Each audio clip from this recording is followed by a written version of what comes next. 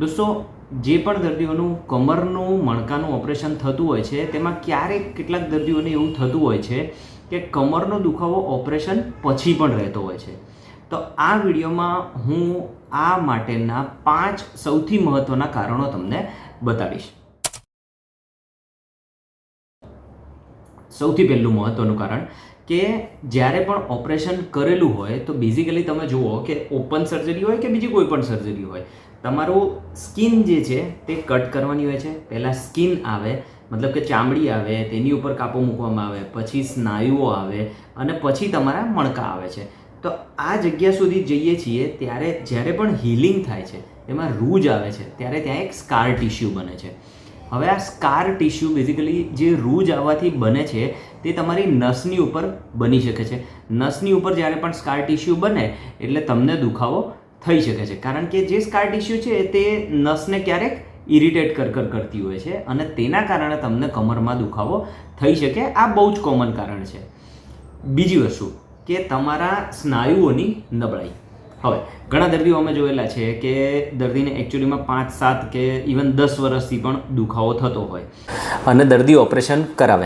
હવે આટલા વર્ષો જતા રહેલા છે ઓલરેડી કોઈ એક તકલીફથી, તો તેના કારણે શું થાય છે કે આપણા જે સ્નાયુઓ હોય છે તે કામ કરવાનું ઓછું કરી દે છે. સ્નાયુઓ કામ ઓછું કરે એટલે તેના કારણે સ્નાયુઓ એટ્રોફી થઈ જાય, તેમાં વીકનેસ આવી જાય અને સ્નાયુઓ નબળા પડી જાય. તમે એક સિમ્પલ વસ્તુ વિચારો કે ક્યારેક કોઈ માણસ જિમમાં જતું હોય અને તેમણે બાયસેપ્સ મસલ બનાવેલા હોય અને એની પછી જીમ બંધ કરી દે, 5-10 વર્ષ સુધી જીમ બંધ રાખે, તો પછી એટલી સ્ટ્રેન્થ તમારા આ બાવડામાં કે બાયસેપ્સમાં નથી રહેતી હોતી.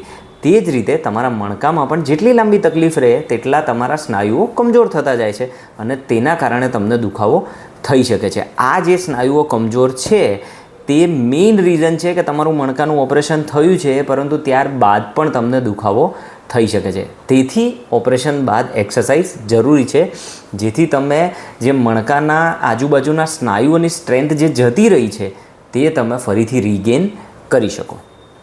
ત્રીજું મહત્ત્વનું કારણ, એડજસન્ટ સેગમેન્ટ ડિસીઝ. એડજસન્ટ સેગમેન્ટ એટલે શું કે તમારું 4થા અને 5મા મણકાનું ઓપરેશન કરેલું છે, હવે તેને 5 વર્ષ કે 7 વર્ષ જતા રહેલા છે અને તમારી મસલ વીકનેસ અથવા તો બીજા કોઈ રીઝનના કારણે ઉપર કે નીચે કોઈ ગાદી ખરાબ થયેલી છે, મતલબ કે 3જા 4થા મણકામાં કે 5મા અને તેની નીચેના મણકામાં ઉપર નીચે કોઈ એક લેવલે ગાદી ખરાબ થઈ ગઈ હોય કે સાંધામાં ઘસારો આવેલો હોય તો પણ તમને દુખાવો થઈ શકે છે. અને આ ત્રીજું મહત્ત્વનું કારણ છે કે જેના કારણે તમને ઓપરેશન પછી કમરનો દુખાવો થાય.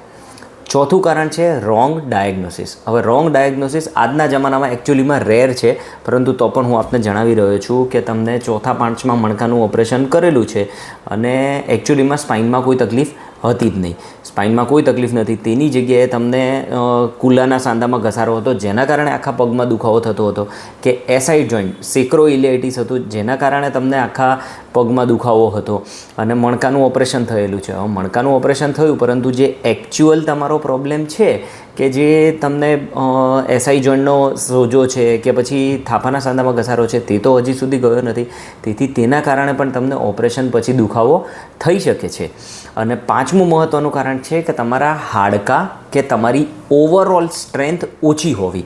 હવે તે કઈ રીતે થાય છે? આ એકચ્યુઅલીમાં મહિલાઓમાં વધારે જોવા મળે છે. જે પણ મહિલાની ઉંમર 50-55 વર્ષથી વધારે હોય છે એટલે હોર્મોનલ ચેન્જીસના કારણે તેમના જે હાડકાં છે તેમાં ઓસ્ટિયોપોરોસિસ આવી શકે છે અને પુરુષોમાં 60-65 વર્ષ પછી ઓસ્ટિયોપોરોસિસ આવી શકે છે. ઓસ્ટિયોપોરોસિસના કારણે ઇન જનરલ તમને થોડો થકાવટ લાગી શકે છે અને તેની સાથે સાથે જો તમારું વિટામિન B12 અને D3 પણ ઓછું હોય તો પણ તમને કમરમાં, પીઠમાં તે જગ્યાએ દુખાવો થઈ શકે છે અને તમને એવી ફિલિંગ આવી શકે છે કે અમે મણકાનું ઓપરેશન કરાવ્યું હતું ત્યારથી અમને કમરનો દુખાવો છે.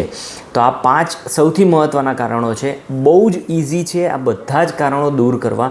મોટાભાગના આ 5 કારણો છે તેમાં દવા અને એક્સરસાઇઝ, આ 2 વસ્તુ સિવાય બીજું કંઈ જ કરવાની જરૂરત નથી પડતી હોતી, પરંતુ તમને સારું રિઝલ્ટ, તમે એક પેઇન ફ્રી લાઈફ જીવી શકો છો.